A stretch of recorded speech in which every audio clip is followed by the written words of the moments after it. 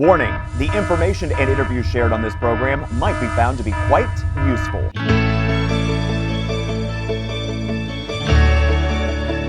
Hi there, and welcome to another episode of For Mature Audiences, a show for our senior community and those who love them. Today's show is quite an important one because we're going to be providing you with a lot of important information that you may need regarding a number of important documents every adult should have in place in case of emergency. These documents can help you and your family members save time, money, and relieve so much of the stress involved in making important decisions should a loved one become incapacitated. And you'll want to make sure to grab a pen and some paper so you can take some notes later on. But first, we're going to be sharing with you information on a program in West Virginia that provides a number of great services to grandparents who, sadly enough, are raising one or more of their grandchildren these days. In fact, here's a really startling statistic for you. 51% of children in the state of West Virginia are being raised by grandparents. That's more than half of the children in the state. You may be one of these grand families, or at least know someone who's raising their grandchild. And if that's the case, then we want you to learn more about this special program designed to help grandparents who are parenting the second time around. So the program is a fantastic program. So there's kind of two pieces to it. There is financial support, and then also there's an education piece to it. And so when I say financial support, the program is set up to where we are able to try to help with direct services for the grand families in need. So really, they go through the enrollment process, and so they just have to fill out an enrollment form with us. And then after that, we kind of do a needs assessment questionnaire with them to kind of try to see what their immediate needs are. So we can assist with things such as like utility assistance, food, clothing, school supplies. Like just today, I called a dumpster site because of all the flooding going on. I have a grand family who's enrolled in the program, and they're experiencing flooding in their basement right now, and they have a lot of stuff they got to get cleared out of the basement. So we just called and actually ordered a dumpster for them today. So there's a lot of different services that we can try to help provide them with. A lot of the families, when they very first get the grandchildren, they might not have beds for them or furniture. So we've ordered beds, so that way the kids have a safe place to sleep.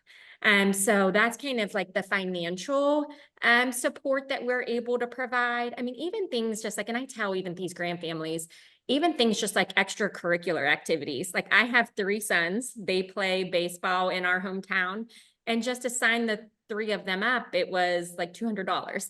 So just even things like that, especially when some of these grand families are on a fixed income, things like that are hard. And, so we're even able to help pay fees for like extracurricular activities because we want these kids to be able to live a healthy, stable life. And so if we can help provide support in that way, it's just such a great program that, we really want to get the word out so that way more grand families are able to use it. So let's talk with Randy now. So Randy, how do people find out about the Grand Families program?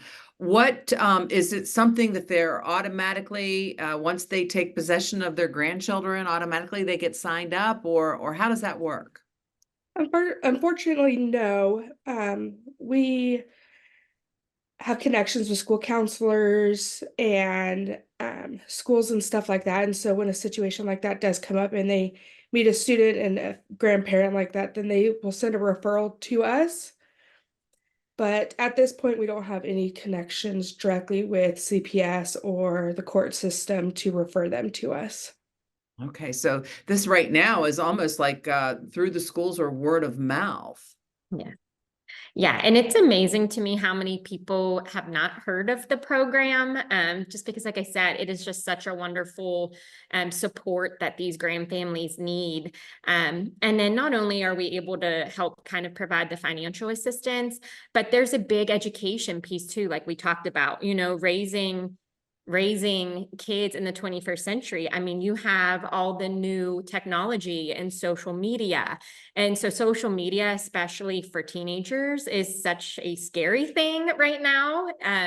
And just being able to monitor that. And then even like your school system, like that's one of the discussion topics in the education piece that goes along with the program is navigating the school system. Lots of times now, kids don't even get like a paper report card. Everything is done digitally. So in order for these grandparents to even be able to keep track of their grandchildren's grades, they have to do all of that on the computer. And a lot of them don't know how to do that. So that's why we kind of focus on these 9 main discussion topics to try to help guide them through it and, all of the new changes that go along with raising kids nowadays. Can you go over those discussion topics, just so that we have a better idea of how you Yeah. can educate these families? Absolutely. So the 9 main discussion topics that go along with the program, they've been researched through the West Virginia State University, since they're the ones who developed the Healthy Grandfamilies. And so these are the discussion topics that go along with the program. And we have parenting in the 21st century. And then we have family relationships, a new dynamic since, a lot of these households are going from maybe a 1 to 2 person household to I have one grand family enrolled in the program who has 6 of her grandchildren now. So they went from being a 2-person household to now being an 8-person household. So that really changes your family dynamic. So that's one of the discussion topics. Communication. I know a lot of the thing is people say, nowadays the kids, all they want to do is be on their phones. And so that's one of the topics that we try to focus on too is, having healthy communication in the household. And then technology and social media, we talked about that a little bit already. So we try to go over some of the dangers of social media, and being able to use technology, be able to use computers and things like that. These grandparents are going to be able to need to do to stay up to date with their kids. And then nutrition, because, some of these grandfamilies might not be in the best health themselves. So, and having this added stress, like can be stressful to raise kids. So having that added stress sometimes, can also affect their health. So we just want to make sure that we incorporate, information on healthy lifestyles and making sure that they're seeking help for, health conditions that they may have. And then legal issues, that's a big topic that we go over because we usually try to bring in a guest speaker from West Virginia Legal Aid because a lot of these grandfamilies, a lot of times they get the children as a result of a legal case, or sometimes children are removed through CPS, or maybe a parent is incarcerated. So there's a lot of legal questions some of these grandparents have. Lots of times they want to know what their rights are, and what rights the parents still have. And they just have so many questions. So we do try to usually bring in Legal Aid of West Virginia to try to help kind of navigate that and answer questions for them.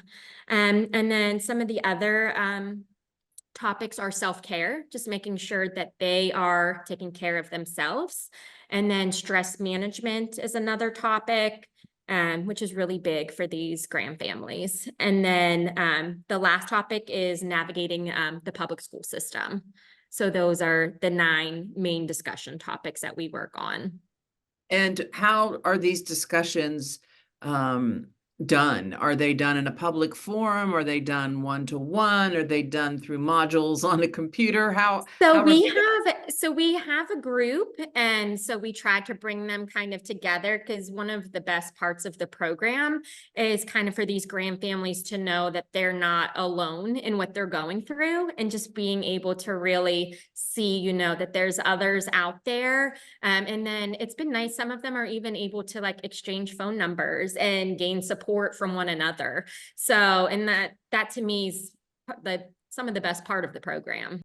Some other important information you should know is that the Healthy Grandfamilies program has no income guidelines, and it's absolutely free for any grandparent who resides in Brooke, Hancock, Ohio, or Marshall counties and is raising 1 or more of their grandchildren full-time. To learn more, you can check out their Facebook page at facebook.com/BHFRN, or to sign up, call 304-748-7850 and select option 10. So I have a quick question for you, Tate. Okay. Do you have your ducks in a row? And I know that you're not talking about ducks, but I do know that just ahead, we've got a very important discussion about the 5 legal documents every adult needs. Find out what they are right after the break.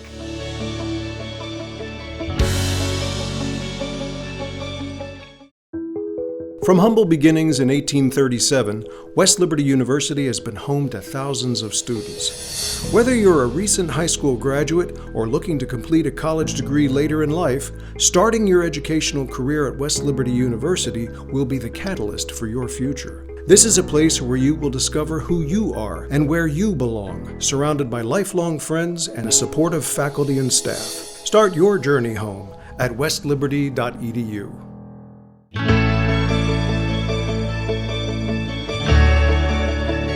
Welcome back to For Mature Audiences. Did you know there are 5 legal documents that every person over the age of 18 needs? If you don't know what they are, don't worry. This segment is dedicated to finding out what they are, what they do, and why it's important to know about them.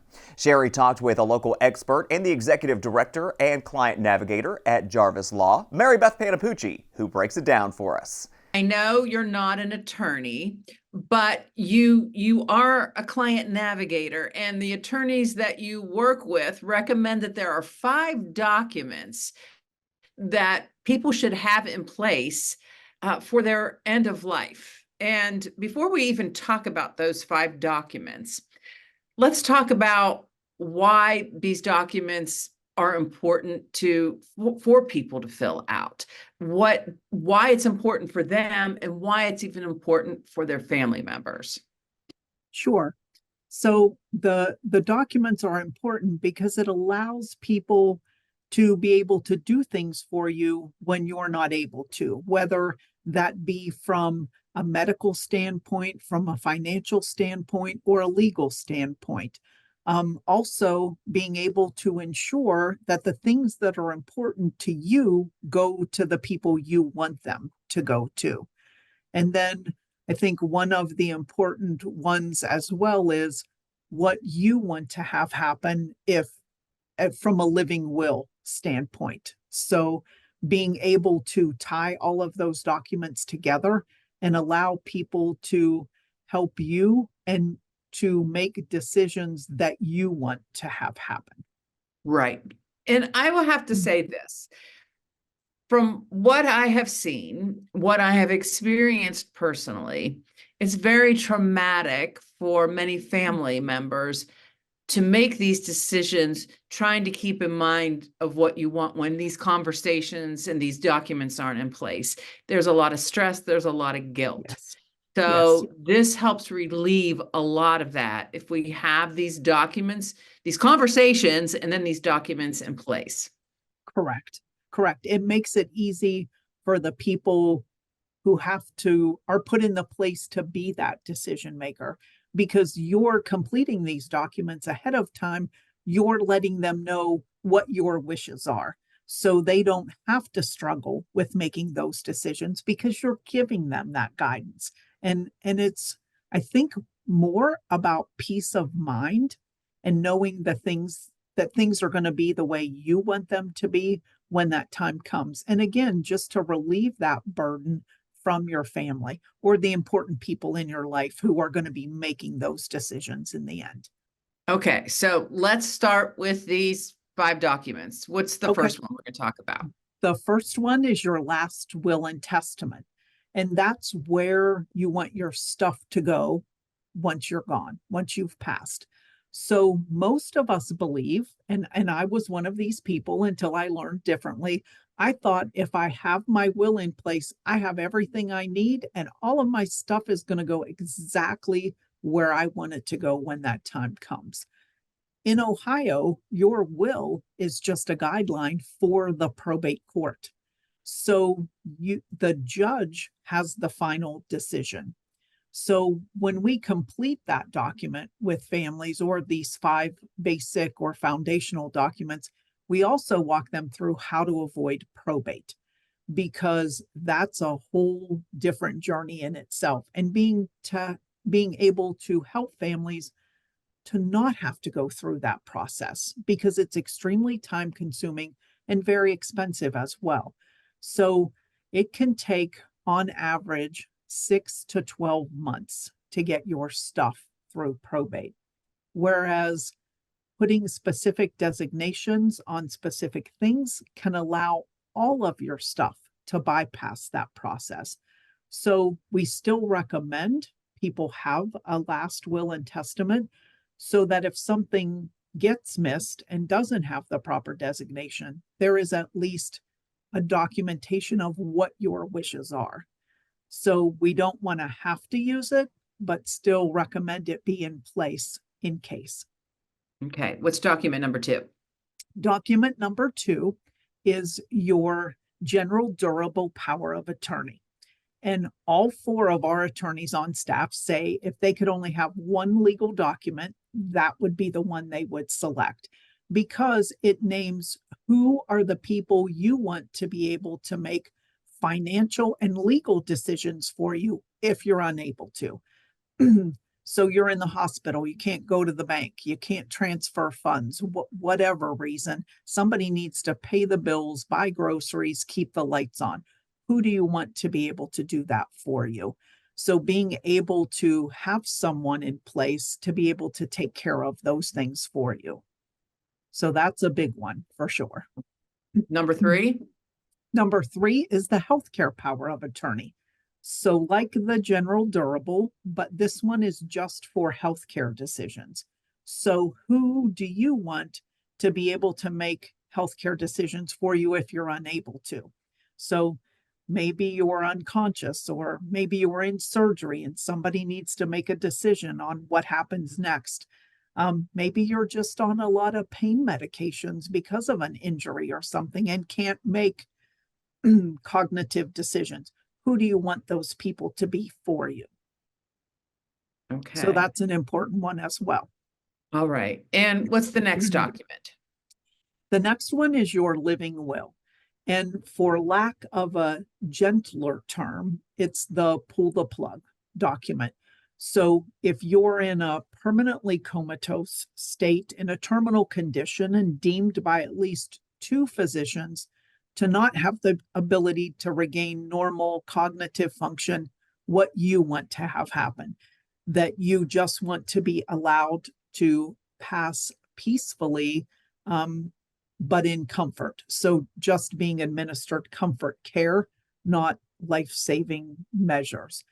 I will tell you, we went through the loss of my dad last year, and being able to have that document in place, knowing things he didn't want to happen and things he wanted to happen, was a huge relief for all of us, because we knew exactly what he wanted to happen.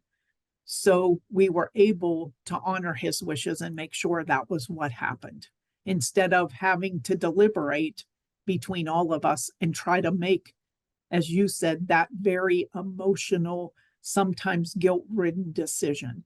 So being able to have things like that in place to allow your family to be able to carry out your wishes and knowing exactly what they were. And I would imagine that it also stops any disputes that Yes, some people might think this is the right thing to do, and other people might think this is, and that can cause a lot of dissension, a lot of arguments, and maybe even division in the family. correct. And lots of additional stress and emotional distress that nobody needs any more of that, dealing with situations like that to begin with. So allowing things to be as easy for everyone as possible. Yeah, we will definitely be forever thankful to him for having those things in place, and not putting us in the position of, during that emotional time having to make these big decisions. They were already made. And what's the final document? The final one is the HIPAA document.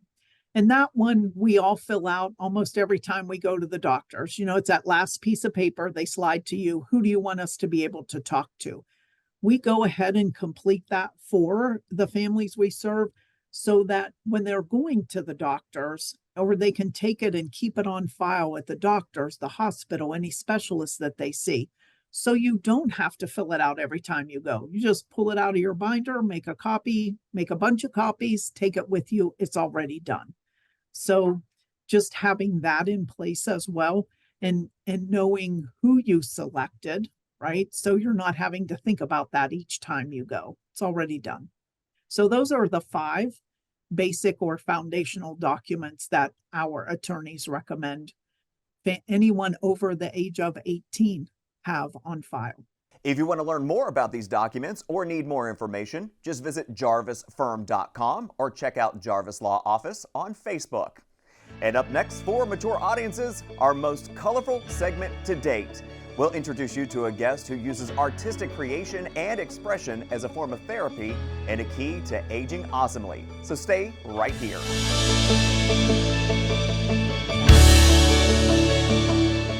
With IC Cab expanding, we are now hiring drivers and dispatchers. Flexible scheduling, all shifts available, and drivers paid daily. All positions require drug testing and background checks. Contact us today to find out more or to apply. IC Cab will get you to where you're going.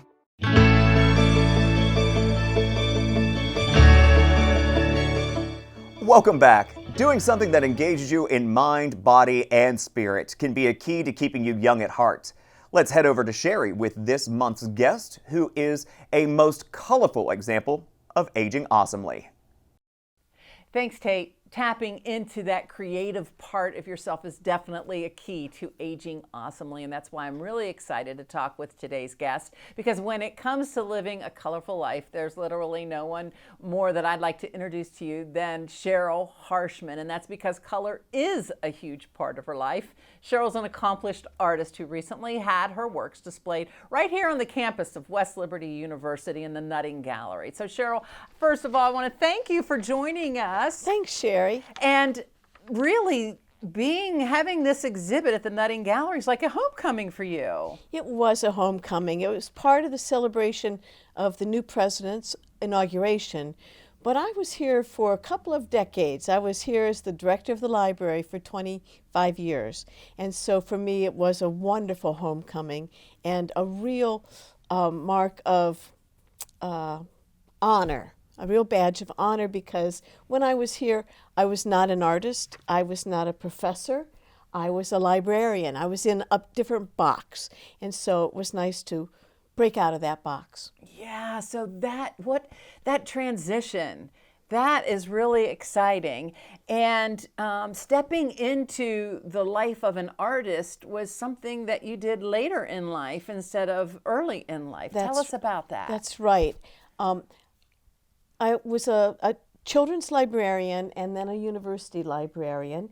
And so I am married to an author. So a lot of my life has been involved in the world of black and white, of books, of research, of data.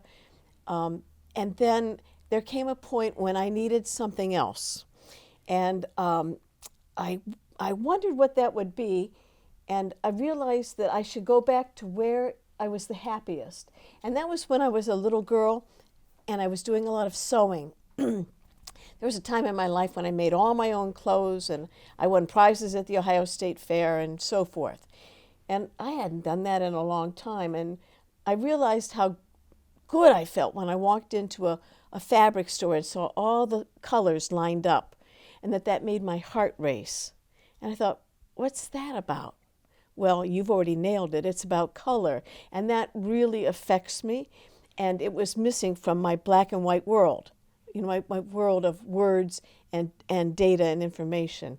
And so I started by going back to my basics, which was fabric and sewing and quilting, as it turned out. And that's where the color re-entered my life. Right. And so then how did you move to sewing to all these magnificent works of art that sometimes incorporate fabric. That's right. I realized that I did not want to be a quilter because a real quilter has straight seams and all the corners match and everything is very Precise. Precise. Yeah. Lots of mathematics involved, and I was more of a woo, just throw it together kind of person. And I found out that there were some art quilts made that way, and a couple of them were in my show. The art quilts, which I didn't have to have everything matchy-matchy.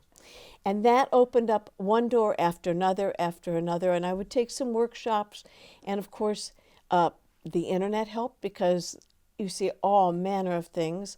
I've always loved going to museums, to art museums, and so I kept looking. I kept looking and looking for things that I wanted to try. Okay, and so now how would you describe your art? Well, I'll tell you about my studio. It's in my unfinished basement, and it's a big, long, unfinished basement, and I have the washing machine and dryer on one end and the sewing machine and all the clean fabrics on that end. And on the other hand, I have paint and clay and plaster and brushes, and I try and keep the two separate, but they keep coming together. And sometimes there's fabric in my paint, sometimes there's paint in my fabric, and I think I try to be fearless in my creating. It's like I never went to art school. I went to library school.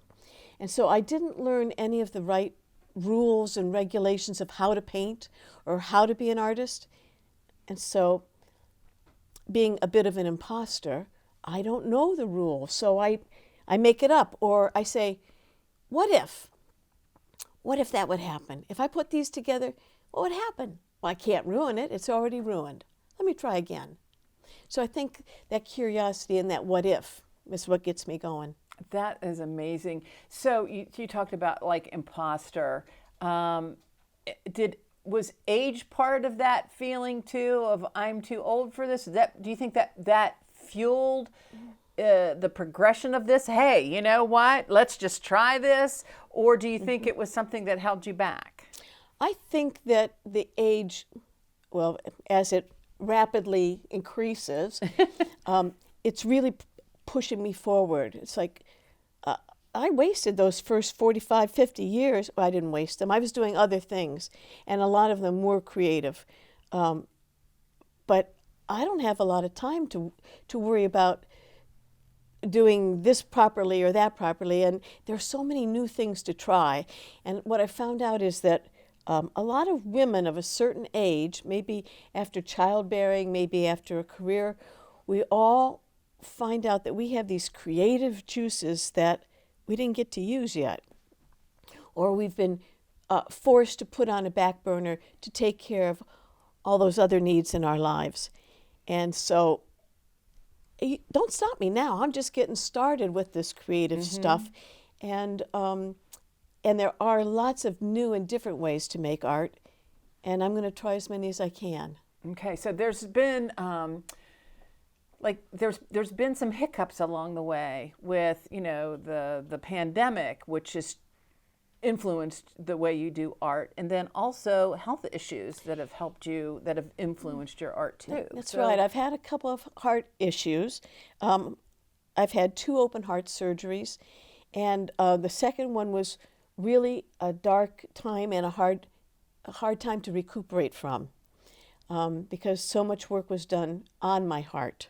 And of course, I always see it as sort of a metaphor of it's the heart, it's the pump, it's the thing that keeps things going. But metaphorically, it's also who I am, and my soul, and my love, and all those other metaphors that are apt.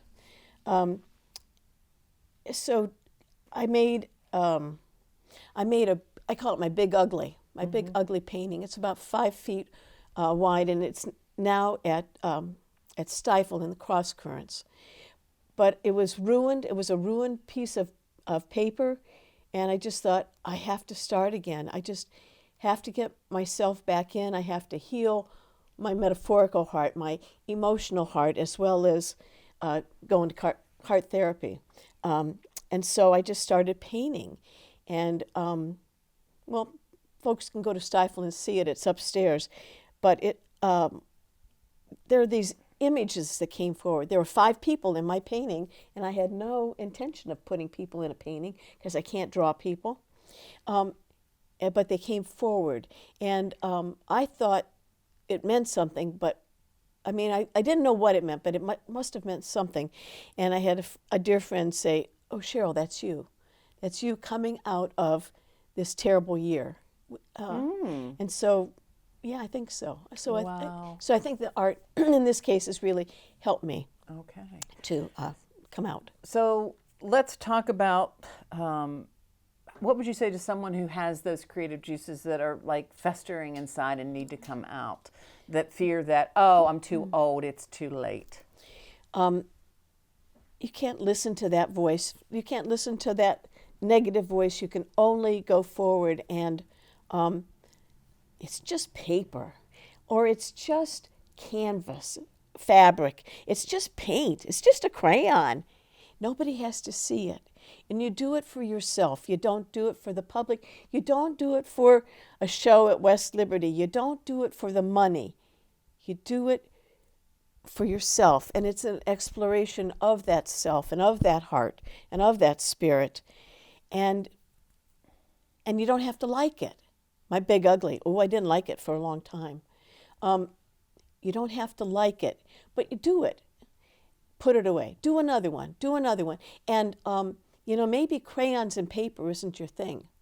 Maybe mud and clay and forming stuff. Maybe that's your passion.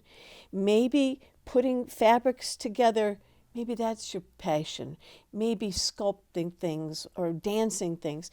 Nobody has to see it. It's for you, and it's the time of your life when it should be just for you and just for the love of being alive. Because one of the things about aging is you have to look at your own immortality, and you look at it squarely and say, hey, thank goodness I'm still here. I'm going to take advantage of this. Or we can say, I just think I'm going to stay at home. So, it's a choice for us to choose life or to say, that's it, I've had enough. And you're living yours in full color. I In am, living full color, All full right. time. Yeah. All right. Cheryl, thank you very much. Thank you, Sherrie. We love featuring people in the Ohio Valley 65 and older who are living vibrant, colorful lives just like Cheryl. If that's you or someone you know, reach out to us with your suggestions. Who knows, you might be the next person we feature in Aging Awesomely. And that's a wrap on this edition of For Mature Audiences. We hope that you walked away with some great information and some inspiration too. Remember, our goal is to keep you in the know of issues and services that relate to people as they age. So if there is a particular subject or topic that you would like to see us cover, just send us an email. We would love to hear from you. Thanks for watching, everyone. We'll see you again next month.